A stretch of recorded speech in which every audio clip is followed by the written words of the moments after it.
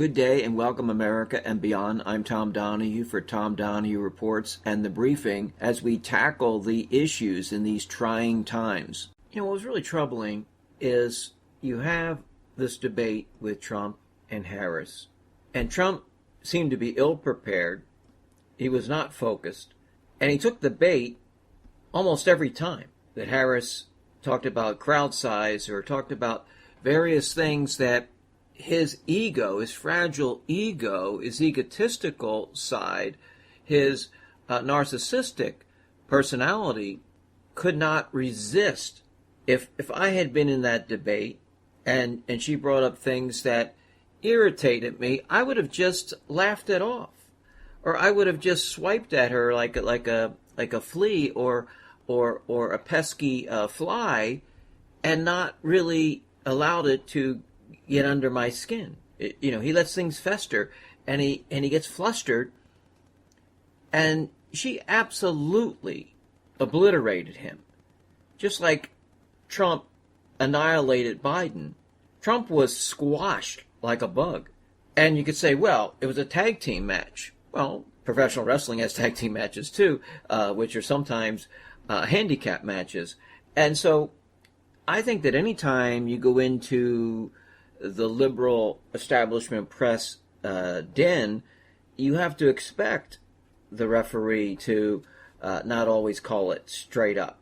And that happens in college football when they want certain favorites to be in the playoffs or certain favorites to win and play for the title. And it's not quite fixed, but nevertheless, these debates, just like some of these games, college and pro, some questionable decisions are made, or you can see outright bias. So you have to assume, okay, there's going to be bias. The referee's not going to be quite on our side, and so you have to battle the moderators, and all you had to do is squash them too.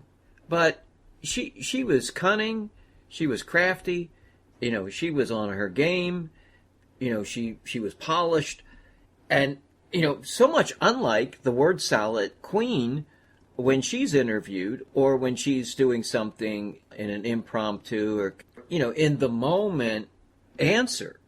Obama was the same way. Obama was much better on the teleprompter than he was, off the cuff in an impromptu way. Now, speaking of that, Trump actually attacked Obama for not being a good speaker. Now, his claim to fame, Obama came to prominence based on the speech he gave at the DNC.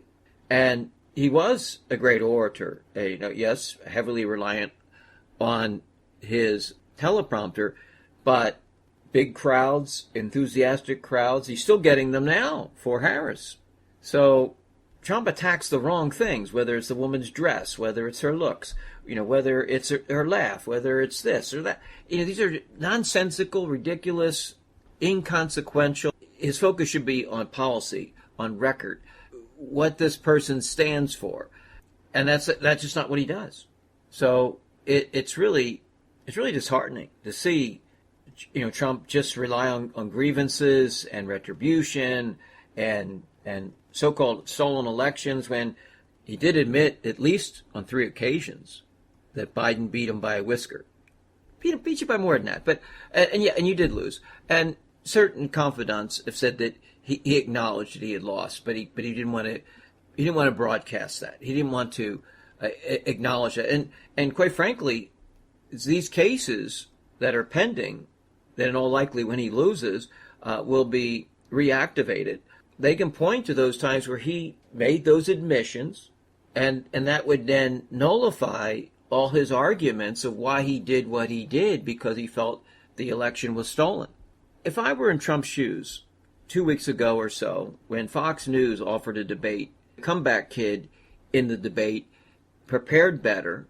But, what's really odd is that Tulsi Gabbard, who's part of the Trump team now, former Democrat congresswoman, she mopped the floor with Harris. Now, again, there was more than one person in those debates for the Democrat nomination, back in 2019, 2020. She was great.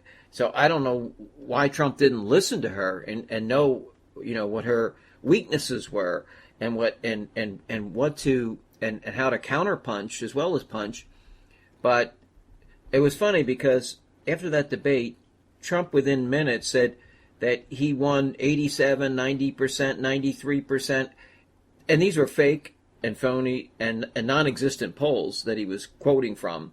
Not a single poll, not a single one, even on the conservative side, pointed to the fact that Trump won the debate. So why can't you just acknowledge when you lose something? Acknowledge when you're wrong.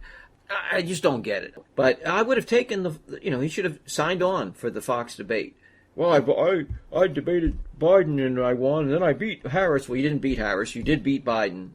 You bludgeoned him, and that's part of the reason that the palace coup occurred. So it gave them also, it opened the door, gave them the means and the motive and the opportunity to dispatch of Biden and have the replacement. You hear that expression, the great replacement theory. Well, the great replacement theory in politics should have been Democrats replace Biden and Republicans replace Trump, not with Vance, who's owned and controlled by the tech billionaire giants, with someone like DeSantis.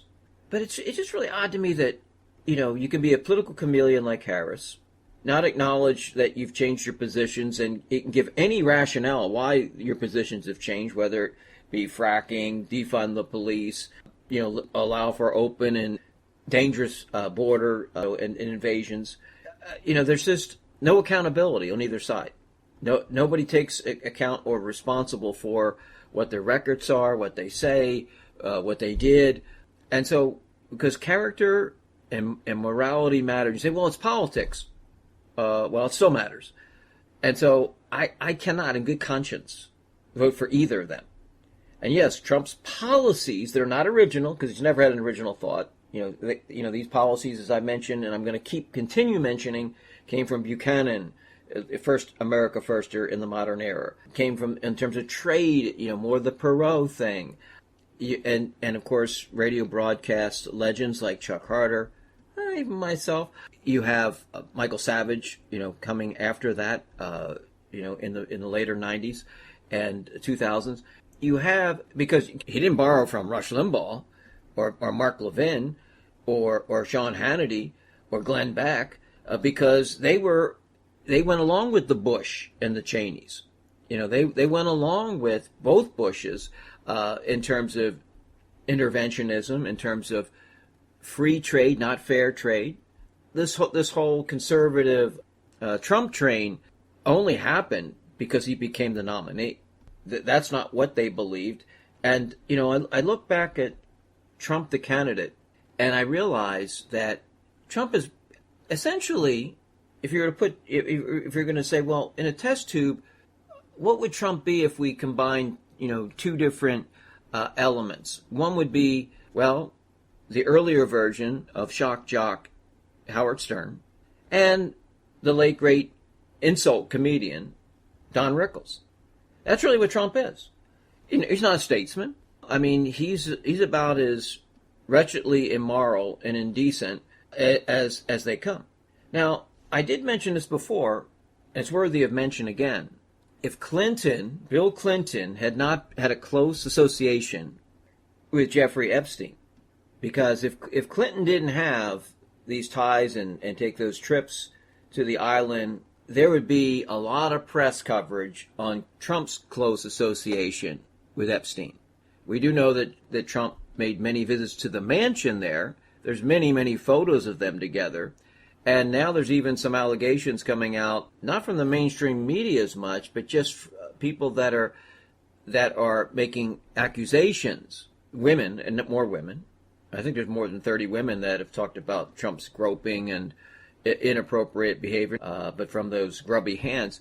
So basically Clinton offsets Trump, and they can't, if they go after Trump too strongly with his Epstein connections, then they have to go after Bill Clinton. So it's almost they nullify one another. But we're dealing with two sleazebags. Okay, there's no other way of getting around this. I don't regret my two votes for Trump, because people can make mistakes in their past, and people can, try to do better. And then you look at Trump, it's just one issue after the other. It's constant chaos. It's conflict. It's just, maddening. I mean, you feel, I look at what's going on in our country, and we got people like Biden, the Clintons, the Bushes, Trump, Harris. Don't we have any better options? Don't we have any better? Well, we do, DeSantis, and nobody's perfect.